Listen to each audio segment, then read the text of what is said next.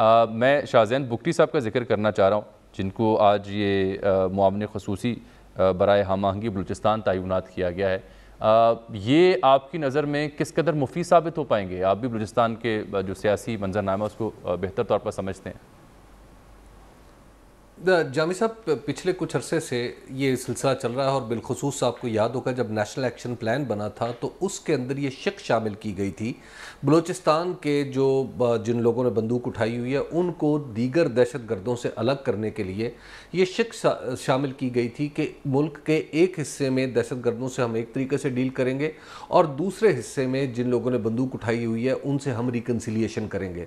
तो ये national action plan का एक ऐसा नुक्ता था जो उस वक्त भी काफ़ी क्रिटिसाइज हुआ था कि हम इवन हैंडेड नहीं चल रही, बलूचिस्तान के लिए बहुत सारी रियायतें हमने क्यों दी हैं। उसकी वजह फिर चूँकि नवाब अकबर ख़ान बुगटी के हवाले से एक वाक़या ऐसा हो चुका था जो उन्हें शहीद किया जा चुका था, इस वजह से जिसमें हमारे रियासती इदारे भी थोड़ा सा चाहते थे कि, और अब भी शायद किसी दर्जे में चाहते हैं कि रिकन्सिलिएशन की जाए। लेकिन अगर हम माजी में देखें ये रिकन्सिलिएशन का, इंट्रा बलूचिस्तान रिकन्सिलिएशन का, तो हम इसका माजी देखें तो इसका हमेशा ये बेफ़ायदा साबित हुआ है। बल्कि अक्सर औकात रिकन्सिलिएशन ऐसी इंट्रेंच कर देती है कि जो मामलात को मज़ीद पेचीदा कर देते हैं। अब मिसाल के तौर पे एक आर्गूमेंट दिया जाता है कि शाहज़ैन बुगटी जो हैं वो अकबर बुगटी के पस मंज़र की वजह से बलूचिस्तान में ज़्यादा काबिल कबूल होंगे।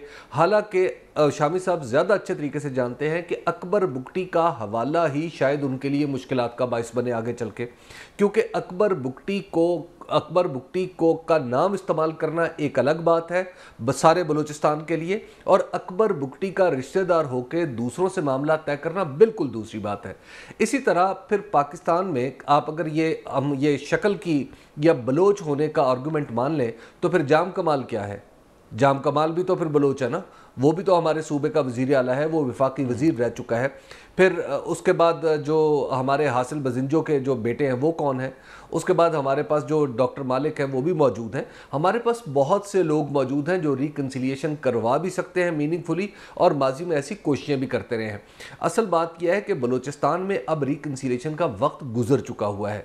अब अगर आप रिकन्सिलिएशन करें मिसाल के तौर पर बरामदा बुगटी से, तो फिर आप सरफराज बुगटी को क्या जवाब देंगे? अगर डॉक्टर अल्लाह नज़र से आप रिकन्सिलिएशन करते हैं तो फिर डॉक्टर मालिक को आप क्या जवाब देंगे?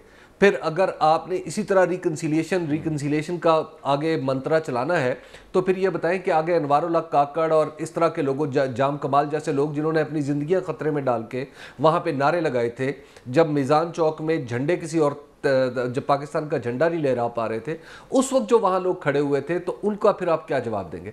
देखिए, अब मामला यह है कि हमें इससे आगे गुजरना है।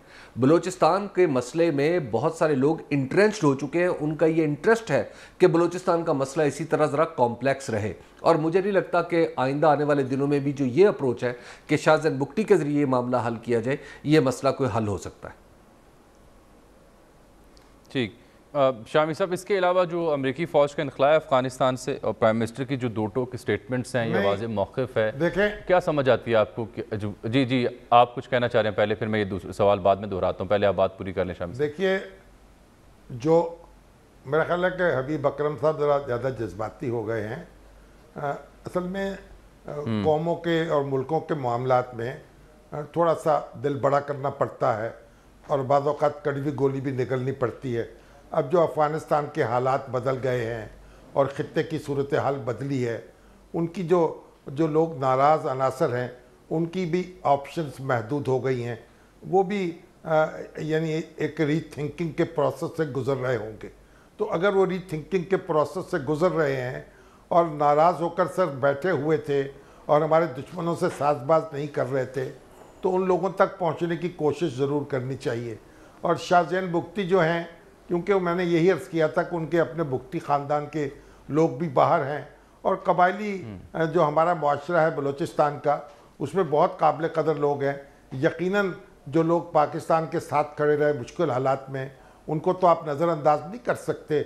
उनकी हैसियत और उनकी शख्सियत जो है वो हमारे दिलों में बड़ा आला मुकाम रखती है। और लेकिन अगर एक थोड़ी सी कोशिश करके देख ली जाए, और मामला कहते हैं ना कि जो यानी अगर संभाला जा सकता है मामला, तो संभालने की कोशिश कर ली जाए, तो उसमें कोई मज़ाक़ा नहीं है।